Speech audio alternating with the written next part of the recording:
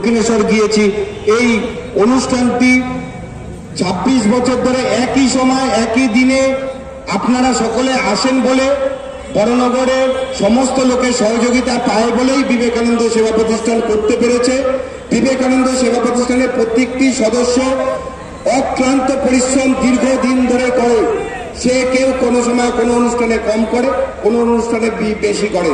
সকলের কাছে কৃতজ্ঞ আমরা যে আপনারা প্রত্যেক বছর আমাদের সঙ্গে সহযোগিতা করেন। সবার প্রথম বলি, 1998 সালে যখন আমরা প্রথম বছর পদযাত্রা করলাম গভর্নমেন্ট কোয়ার্টার থেকে টপিন রোড পর্যন্ত, তখন সেই বছর রামকৃষ্ণ পাল তখন গালে দাড়ি ছিল।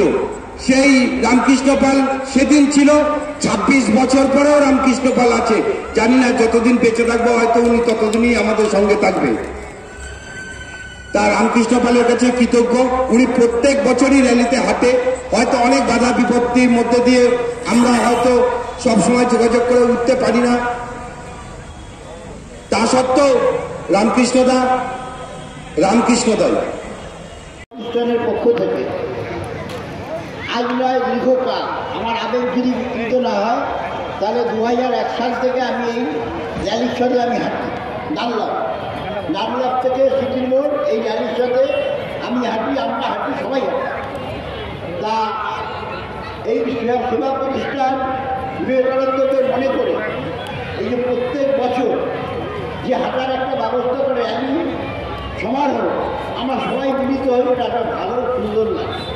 আমি মঞ্চস্থ আমাদের বন্ধুগণ, প্রাক্তন কাউন্সিলর বাসব ঘোষ, আইপিডিসি সভাপতি বন্ধুগণ, কান্ত মন্দির,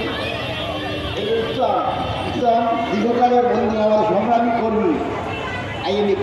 ও অনেক সিরিয়ালও করে, অনেক নাটকও করে। আমার প্রত্যেক বছর থেকেই ও রামকৃষ্ণের অভিনয়টা করে পদযাত্রায় সামিল হয়। এটা তার পাশে ছোট্ট বাচ্চা বিবেকানন্দ ভালো থাকতে। আর দিলে কালু, আমাদের জয়, সম্পদ থেকে আরম্ভ করে আরও অনেকেই আছেন এই সংগঠনে। সবাইকে ধন্যবাদ জানাই। বিদেশি এক্ষুনি পুলক ছিল, হয়তো কাছে ধারা আছে, সবাইকে। আর জগন্নাথ সেবা প্রতিষ্ঠানের অন্যতম কর্ণধার কমল পল্লী সহ ওদিকে ঘোষালদা দাঁড়িয়ে আছে, সারদামন, বাহ ভাই, আচ্ছা দারুণ, এটাই হওয়া উচিত। আমরা বিবেকানন্দকে সত্যি স্মরণ করি, কিন্তু বিবেকানন্দকে স্মরণ যেমনি করি তার কর্মযোগ্যকে কিছুটা অন্তত আমাদের সবাইকে নিতে হবে। তাহলে দেখবেন আমাদের যে অগোচর পরিস্থিতি সারা বাংলা ভারতবর্ষে সমস্তটাই দূর হয়ে যাবে।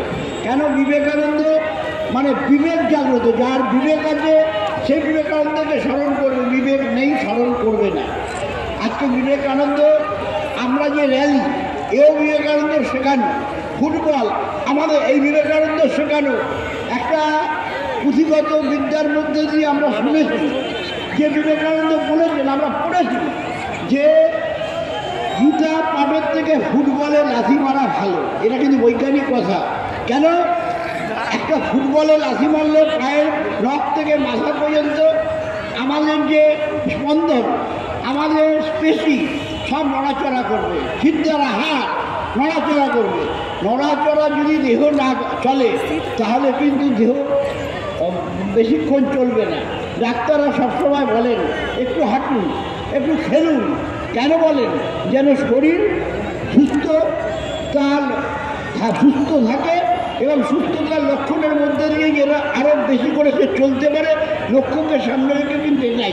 আর বিবেকানন্দ কত কাল আগে বলেছেন, আজকে কিন্তু সেটা ডাক্তাররা বলেন, আমরা মানি। আজকে বিবেকানন্দ